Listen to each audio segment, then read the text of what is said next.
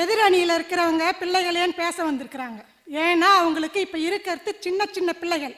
6ல இருந்து 8 வயசு இருக்குமாமா அவங்க பிள்ளைங்களுக்கு. இன்னும் ஒரு 10 வருஷம் சென்று வாங்க, எங்க அணியில வந்து நீங்க பேச வருவீங்க. அப்ப நான் தான் நடுவர். ஆமா. ஏன்னா அந்த பிள்ளைகள் இப்ப நீங்க சொல்றத கேட்டுக்கின்னு இருப்பாங்க. ஐயா தொடக்க உரையில ஐயா சொன்னாங்க, நீங்க ஆடுனா ஆடணும், நெலினா நெலியும் அந்த பிள்ளைகள். இன்னொரு 10 வருஷம் சென்று நீங்க சொல்லி பாருங்க, உனக்கு வேற வேலையில போய்கினே இருமான்னு சொல்லிட்டு அது ஆட்டத்துக்கு நீங்க நெலியணும், ஆடணும். ஐயா இப்ப பெரும்பாலான மக்கள் இங்க இருக்கிறவங்கல்ல எல்லாரும் நடுத்தர வயதிற்கு மேல் இங்க வந்தவங்க. யாரும் முதல்ல மொழி அறியாமல் இங்க வந்தவங்க ஐயா. அந்த மொழியை அறிந்து கொள்வதற்கு நாங்கள் பட்ட சிரமங்கள் இருக்குது பாத்தீங்களா, அத வார்த்தைகளால் வர்ணிக்கவே முடியாது. ஏன்னா குடும்பத்தோட நாங்க இங்க வந்தோம், பிள்ளைகளோட வந்தோம், கை குழந்தையோட வந்தோம், 10 வயது மகனோட வந்தோம். வரும்போது நான் குடும்பத்தையும் பார்க்க வேண்டும், என் மொழியையும் கற்றுக்கொள்ள வேண்டும், இந்த சமூகத்துக்கு சார்ந்த மாதிரி நான் வாழவும் வேண்டும். இதுல நீங்க சிரமம் இல்லைன்னு நீங்க எப்படிமா பேசுவீங்க? நீங்க உங்களுக்கு ஒரே ஒரு சிரமம் படிப்பு. படிப்புக்கு வழிகாட்டுவதற்கு பெற்றோர்கள் தயாராக இல்லை, அவர்களுக்கு தெரியவில்லை. அப்படிதான் உங்களுடைய நீங்க பேச முடியும். அதை தவிர உங்களுக்கு எல்லா வசதிகளையும் செய்து தருவது நாங்கள். அப்ப நீங்க அத பிள்ளைகள்ன்றவங்களுக்கு வந்து உங்களுக்கு சிரமங்கள் கம்மி. இந்த அயல் தேசத்தில் பெற்றோர்கள் எங்களுக்கு சிரமம் அதிகம். ஒன்னே ஒன்று சொல்றேங்க, நான் அங்க MA BEd முடிச்சுட்டு ஆசிரியையாக பணிபுரிந்தேன். சரி. ஆனா இங்க வந்து அந்த தகுதிக்கு கீழே ஒரு வணிக நிறுவனத்துல வெறும் காசாளராக வேலை செய்யறோம். வெறும் காசாளர்?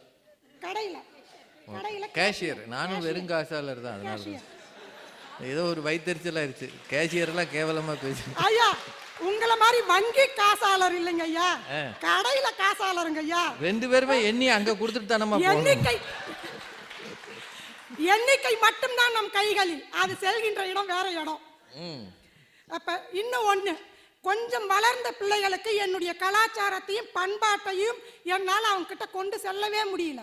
ஒரு தீபாவளி காலையில எழுந்திருப்பா, குளிப்பா, சாமி கும்பிடுப்பா.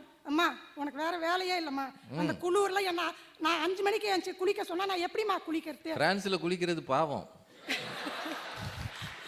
ஏன்னா தீபாவளி வர சமயம் நம்ம எல்லாருக்குமே தெரியும், குளிர் காலம். அவர் இங்க இருக்கிற சென்ட் எல்லாம் எப்ப விக்கிறது? உங்களுடைய மனசாட்சியா உங்களுக்கு சொல்லும், இந்த பிள்ளைகள் என்னுடைய கலாச்சாரத்தை பின்பற்ற மறுக்கின்றதேன்ற வலி உங்க எல்லாருக்கும் இருக்குதா இல்லையா? நம்ம எல்லாருக்குமே இருந்துகின்னு இருக்குது. அப்படி இருக்கும்போது அதுல சிரமம், என்னுடைய கலாச்சாரத்தை என்னுடைய பண்பாட்டை என்னுடைய பிள்ளைகளிடம் கொண்டு செல்வதற்கு நான் அதிக சிரமப்படுகிறேன். ஊர்ல இருந்து என்னுடைய பெற்றோர் போன் பண்ணுவாங்க, ஏமா இன்னைக்கு தீபாவளி பொங்கல் எல்லாம் செஞ்சு படைச்சிங்களா, பிள்ளைங்க எல்லாம் ஒன்னா இருந்து பூஜை பண்ணீங்களா, எல்லாம் செஞ்சீங்களா, போனீங்களா? இல்லம்மா அவன் குளிக்கவே எழுந்திருக்கலாமா, அவங்க கிட்ட இருந்து எனக்கு திட்டு விழும். இங்க பிள்ளையை எழுப்பினா பிள்ளை கிட்ட இருந்து எனக்கு திட்டு விழும். அவங்கள அங்க பண்ணி அனுப்ப சொல்ல வேண்டியதானே? ஐயா எல்லாத்தையும் செஞ்சு அனுப்பினாலும் சில கடமைகளை பிள்ளைகள் நம்ம தானே செய்யணும். சாப்பிடறது நம்ம தானே சாப்பிடுறோம், அது மாதிரி பிள்ளைகள் எழுந்து குளிச்சு அவங்க தானே பூஜை பண்ணணும், அவர்களுக்காக நாம் பிரார்த்தனை செய்யலாம். ஆனால் அவர்கள் செய்ய வேண்டிய கடமைகள் சிலது இருக்குது, அதை அவங்க செய்ய மறுக்கிறாங்க ஐயா. இன்னும் சொல்ல போனா இந்த ஒரு குறிப்பிட்ட இந்த டீனேஜ்ன்ற பருவத்துல எல்லா நாடுகள்லயும் இருக்குதான், இந்தியாவிலயும் இருக்குதான், ஆனா இங்க அதிகமா இருக்குது பிள்ளைகளுடைய பாராமுகம். அவர்களுடைய அந்த பாராமுகம் எங்களுக்கு மன அழுத்தத்தை உண்டாக்கிக்கின்னு இருக்குது. நான் மாட்டும் ஒன்று சொல்லிக்கினே இருப்பான், அவன் மாட்டும் போய்கினே இருப்பான். நான் என்ன செவிடங்காதுல சங்கு ஊதுன மாதிரி நான் மாட்டும் சொல்லிக்கினே இருப்பான், அவன் மாட்டும் போய்கினே இருப்பான். ஆமா, வீட்டுல போன செல்போனை வச்சுக்கினே அவன் மாட்டும் வெளியில போய்கினே இருப்பான். தம்பி கூப்பிட்டேன்னா இதை சொன்ன, எப்பமா சொன்ன? ஒரே கேள்வி, முடிஞ்சு போச்சு எல்லாமே. இந்த பிள்ளைகள் உறவுகளுடன் நட்புகளுடன் நெருக்கத்தை குறைத்து விட்டன. யாரோ ஒன்றும் இல்லைங்க, என்னுடைய சொந்தக்காரங்க வீட்டுக்கு வந்தாங்க, தம்பி வாப்பா வந்து அவங்களுக்கு ஒரு வணக்கம் சொல்லிட்டு பாப்பா, மாமா நல்லா இருக்கிறீங்களா, சித்தி நல்லா இருக்கிறீங்களா சொல்லிட்டு பாப்பா. முக்கியமா சொல்லணுமா? அவ்வளவுதான், இதுதான் அயல் நாடு. இதை நீங்க செய்யலன்னு நீங்க உங்களால பேச முடியுமா? முடியவே முடியாது. ஏன்னா இங்க இருக்கக்கூடிய எல்லாரும் நடுத்தர வயதை தாண்டியவர், அவர்களுக்கு தெரியும். அதனாலதான் இவ்வளவு கரகோஷங்கள். இல்லன்னு சொல்ல முடியுமா? ஏன்னா நல்லாவே கைதட்டலாம், சொல்லி சொல்லி கைதட்டலாம். பிள்ளைகள் மாதிரி இருக்கீங்க. இந்த நாட்டில் இருக்கக்கூடிய பிள்ளைகளுக்கு இரவு தாங்க பகல். சரி, என்னன்னே தெரிய மாட்டேங்குதுங்க. 8 மணிக்கு வரான், சாப்பிட்றான், அவனுடைய ரூம் உள்ளார போகணும்னா பெற்றவள் நான், பெற்ற தகப்பன் கதவை தட்டிட்டு போகணும். இல்லைன்னா மேனர்ஸே உங்களுக்கு கிடையாதா? இந்த நாட்டு பழக்கமே உங்களுக்கு தெரியாதா? இந்த கேள்வியை வீட்டு வாடகை நீங்க தான் கொடுக்குறீங்க. நாங்க தான். ஆனா ஒரு ரூமுக்குள்ள போறதுக்கு முடியல. என்ன கொடுமையா அது. ஏன் ஒரே வீட்டில் ஒரு ரூம்ல அவன் இருக்கும்பொழுது நான் போய் கதவை தட்டாம போயிட்டேன்னா, ஏமா இது தெரியலையா உங்களுக்கு? இது இந்த மாதிரி பிள்ளைகள் கேட்கும்போது எங்களுடைய மன வலியை நீங்கள் உணர்ந்து கொள்ள வேண்டும். இது முக்கியம் இதுங்க. ஏன்னா நாளைக்கு நீங்கள் இந்த மனவலியை உணர்ந்தால்தான் உங்களால். நீங்க அவங்களை திட்டாதீங்க, நீங்க இங்கேயே சொல்லுங்க. நீங்க அந்த பக்கம் திரும்பினா எனக்கு பயமா இருக்கு. இன்னும் ரொம்ப அலட்சியமான மனப்போக்குங்க ஐயா. இங்க இருக்கக்கூடிய வெளிநாட்டில் இருக்கக்கூடிய எல்லா பிள்ளைகள்கிட்டயும் இருக்கக்கூடிய பிள்ளைகள் இளைஞர்கள் எல்லார்ட்டையும் இருக்கக்கூடியது அலட்சியமான மனப்போக்கு. என் கைப்பிடித்து நான் நடந்த குழந்தை, நான் வழிகாட்டி அவன் வளர்ந்த குழந்தை இன்னைக்கு நான் சொல்றத கேட்கறதே கிடையாது.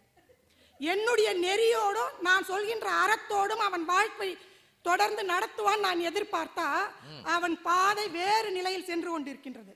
ஏன்னா அவனை சுற்றி இருக்கக்கூடிய இந்த சமூக சூழல் அவனை மாற்றி விடுமோன்ற பயம் பெற்றோர்களுடைய எங்களுடைய மனசுல அடி நெஞ்சில என்னைக்கு இருந்துகிட்டே இருக்குதுங்க ஐயா.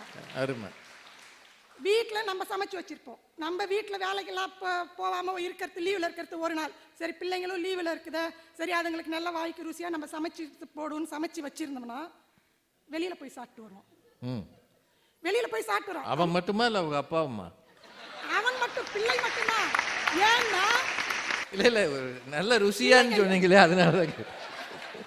இல்லைங்க ஐயா, ஏன்னா கணவன் உழைப்போ அதுல இருக்குதுல்ல, அப்ப கணவனுக்கு அந்த வலி தெரியும். அதனால அவர் உணவை வீணாக்க மாட்டார். இல்ல அத சாப்பிடுற வலியும் அவருக்கு தெரியும். பிள்ளைகள் தான் உணவை வீணாக்குறாங்க. கேட்டா ஃப்ரெண்ட்ஸும் கூட வெளில சாப்பிட்டோம். தம்பி இவ்வளவு பொருள் போட்டு செஞ்சிருக்கிறோம்.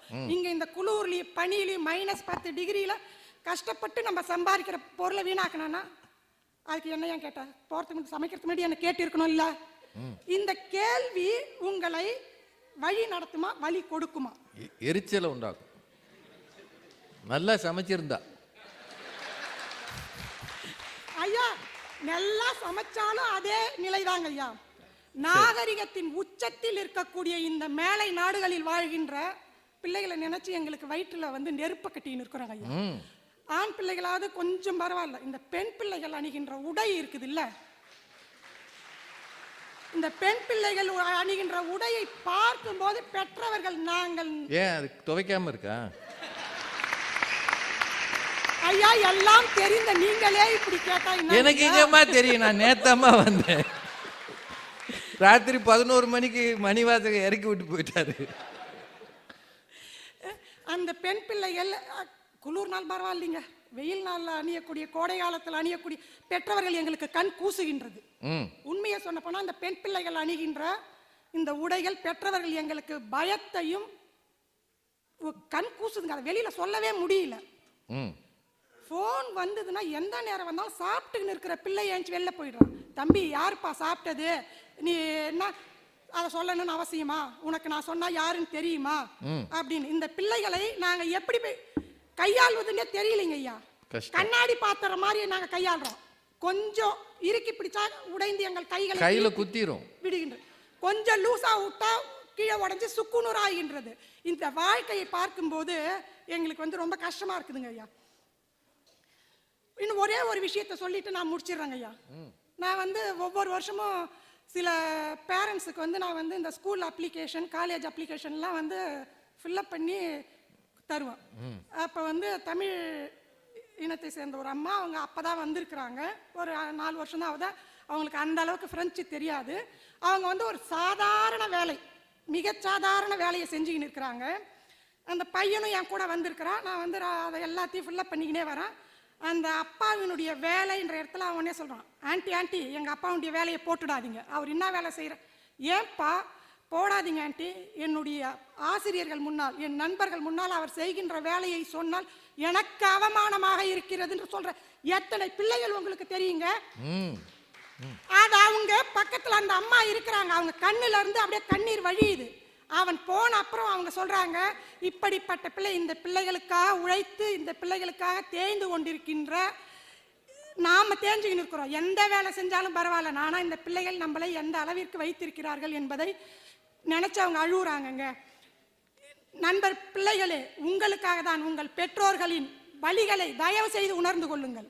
அவர்கள் அவமானங்களையும் அசிங்கங்களையும் பட்டு பட்டு உங்களுக்காக வாழ்ந்து கொண்டிருக்கின்றார்கள் என்பதை பிள்ளைகள் உணர்ந்து அவர்களை போற்றுங்கள் என்று கூறி வாய்ப்புக்கு நன்றி கூறி இடம் அமர்கிறேன். நன்றி, வணக்கம். எத்தனை சொல்லியிருக்காங்க. கலாச்சாரம், பண்பாடு, உடைகளில் மாற்றம். கூப்பிட்டா வரமாட்டேங்கிறான், யாரோடய பேசுகிறான், சாப்பாடு ரெடி பண்ணால் வெளியே போய் சாப்பிட்டு வந்துடுறான், என்னன்னு கேட்டால் என்னன்றான். கூப்பிட்டா வந்தால் தானே பேச முடியும். யாரோடெல்லாம் பேசுகிறான்னு நமக்கு என்ன தெரியும்? வர்றவன் பூரா விதவிதமாக முடி வெட்டினவனா இருக்கான். இவங்களுக்கு மட்டும் முடி எப்படி இப்படி வளருதுன்னே நமக்கு தெரியல. இப்போ தமிழ்நாட்டில் பார்த்தீங்கன்னா இந்த இடத்துல இருந்து இதுக்கு கீழே பூரா ஒட்டை வெட்டிட்டு இங்கேருந்து இது வரைக்கும் அவரக்காய் பந்தல் மாதிரி போட்டிருக்காங்க. அந்த கோயில்களில் முளைப்பாரி வளர்ப்பாங்க தெரியுமா, நம்ம ஊர் அது மாதிரி எந்திரிச்சு கூப்புன்னு நிற்கிது. அது இந்த ஏரியாவில் படிக்கட்டாக வச்சுருக்கான். அது வெட்டுறதுக்கு 1000 ரூபாயாமே. நான் 4 கொடுத்து வெட்டினேன்டா அந்த காலத்தில். அதே ஓம் மண்டைக்கு அதுவே ஜாஸ்தின்றாங்க. விதவிதமாக முடி வெட்டுறான்யா, விதவிதமாக பேசுகிறான். என்ன மொழியில் பேசுகிறானே யாருக்கு தெரியல. கோட் வேர்டு வச்சுருக்காங்க. பொம்பளை பிள்ளைகளை சொல்ல முடியலை. அவளை நல்லா ட்ரெஸ் பண்ணுதுன்றாங்க. போட்டு வரும்போதே நமக்கு பகீர்னுது. ஏய் அப்படின்னா வாட்ஸ் ராங்? இந்த மொழியில் என்ன சொல்லுவாங்கன்னு எனக்கு தெரியாதுங்க. போட்டால் என்ன பிரச்சனை? இதோட மோசமாக போடுறாங்க. எங்கே? காலேஜில், ஸ்கூலில். நான் தான் ஏதோ டீசெண்டாக போடுறேன். காரணம் தமிழ் பண்பாடு அப்படின்னு சொல்லலாம்ல. நாம் எங்கேருந்து இங்கே வந்து சம்மந்தமே இல்லாத ஒரு ஏரியாவில் வந்து உட்காந்துக்கிட்டு அவனை அப்படி செய்ய இப்படி செய்யணும் போது த ப்ரையாரிட்டிஸ் ஆல்வேஸ் ஆண்டகனைஸ் இல்லையா? நம்ம ப்ரையாரிட்டியும் அந்த ப்ரையாரிட்டியும் ஆண்டகனைஸ் பண்ணுது ஒருத்தர். சின்ன வயசில் தப்பாக தெரியலையா, வளரும் போது தானே தெரியும்னு இந்த 2 பெண்களையும் மிரட்டி அவங்க இந்த பட்டிமன்றத்துக்கெல்லாம் நம்ம எதுக்கு வரணும்? கொஞ்சம் நெஞ்சம் இப்போ தான் பிள்ளைகளை படம் எடுத்தோம். அதை மிரட்டுறதுக்கு இந்த அம்மா முறைச்சி பார்க்குறாங்க. அப்படியே உங்களுக்கெல்லாம் பின்னாடி தெரியும், உங்கள் பார்வையே அப்படியா. இதுக்கு நான் என்னம்மா செய்ய முடியும்? நல்லா பேசியிருக்கிறாங்க. மலர்வதி அவர்களுக்கு எல்லார் சார்பாகவும் மீண்டும் வாழ்த்துக்களும் பாராட்டுகள். கண்ணாடி பாத்திர மாதிரின்னு சொன்னாங்க இல்லையா? சம்சாரம் அது மின்சாரத்தில் நடிகை லக்ஷ்மி பேசுகிற வசனம் தான் எனக்கு எப்போவும் ஞாபகம் இருக்கும். அது ஒரு படம் வந்தது ஒரு காலத்தில். விசு தன்னுடைய மாஸ்டர் பீஸ் அது. மனித உறவுகளை பற்றிய 1-2 படங்கள் ரொம்ப இருக்குது. பாசமலர் எல்லா காலத்துலேயும். மாயாண்டி குடும்பத்தார்னு ஒரு சினிமா வந்தது. யாராவது பார்த்தீங்களா டிவியில்? அக்கா தங்கை உறவு, அக்கா தம்பி, ஒரு தகப்பன். ரொம்ப நல்லா பண்ணியிருப்பார். எல்லாருமே அதில் நடித்த எல்லாருமே நல்லா பண்ணியிருப்பாங்க. அது ஒரு காலம் அது. அந்த மாதிரி சில படங்களில் அது அப்படியே தெரியும்.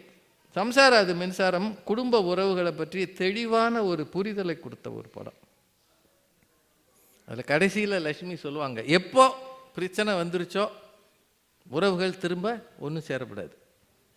கண்ணாடி பாத்திரம் மாதிரி அது. விழுந்துருச்சுன்னா ஒட்ட வைக்க முடியாது. நாங்கள் தனியாக இருப்போம், நீங்கள் தனியாக இருங்க. நல்ல நாளைக்கு வந்து நீ நல்லா இருக்கியா, நான் நல்லா இருக்கேனா, அப்படி கேட்டுட்டு போயிடணும்னு சொல்லுவாங்க. அந்த fag end of the movie படம் வந்தால் பாருங்கள். ரொம்ப கண்ணில் கண்ணீர் வரவழைக்கிற ஒரு படம். இந்த உறவுகளில் இருக்கிற உணர்வுகள் எல்லாம் குறைஞ்சி போச்சு. இது உங்களுக்கெல்லாம் இங்கே எப்படி இருக்குன்னு தெரியல. அது ஒவ்வொரு உயிர்களை பற்றிய தேடல், உறவுகளை பற்றிய புரிதல் குறைஞ்சி போச்சு. பட்டிமன்றங்களின் நோக்கம் அதெல்லாம் திரும்ப ரிவைவ் பண்ணுறது தான். அது ரொம்ப அழகாக சொன்னாங்க. எப்படி நான் புள்ள வளர்க்குறது? விட்டுட்டா போயிட்டான்னா பயம் உள்ள இருக்கும்ல. அப்படியே விட்டுட்டா கெட்டு போயிட்டான்னா? 2க்கும் மத்தியில் யார் நடுவில் நிற்கிறா? அம்மா அப்பா தான். அப்பா கூட அப்படியே ஒரு மாதிரி திரிவார். ஆனால் அம்மா இருக்கே, அது ஒரு வித்தியாசமான கேரக்டர்ல. அதுதான் மலர்வதி வாழ்ந்துருக்கிறாங்க. ஒரு தாயாக நின்று பேசினார்கள். உண்மையிலேயே பட்டிமன்றங்களில் இப்படி ஆட்கள்லாம் எங்கள் ஊரில் குறைவு. அவங்கள ரொம்ப பாராட்டுறேன். இதெல்லாம் ஏன் சொல்கிறேன்னா, அடுத்து பாவம் கீதாலட்சுமி மேடம்